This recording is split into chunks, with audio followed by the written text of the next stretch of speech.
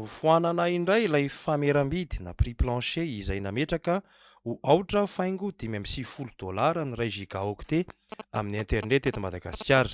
Niatra nanomboka ny 2 aprily ny fiakarana saingy niatra nanomboka ny 20 martsa kosa.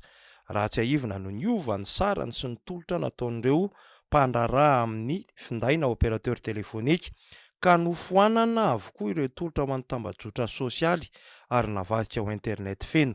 Nidangana be io saran'ny io raha fimenomen'ny mpanjifa manerana ny nosy, lasa mora lany.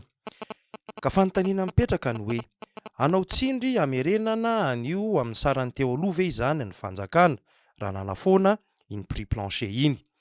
Nisy moa ny fampiarahana ny aprily 2024 ho famerana amin'ny antonony ny vidiny tahaka ny any amin'ireo firenena afrikanina, saingy tsy nifanaraka firy tamin'ny votoatin'ny fanarahana natao ny vidiny nataon'ireo orinasa fa lasa nidangana hatrany. Lasa misy makatombony $100 hatramin'ireo mpivarotra fahana eny rehetra eny.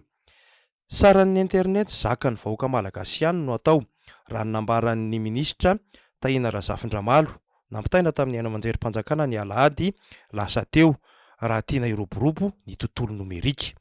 Tokony hanaraka izany ny tolotra izany hoe rehefa nofoanana ilay prix plancher dia miverina amin'ny sarany taloha zaka ny vahoaka ny saran'ny internet. Asa aloha izay fampiarana azy e.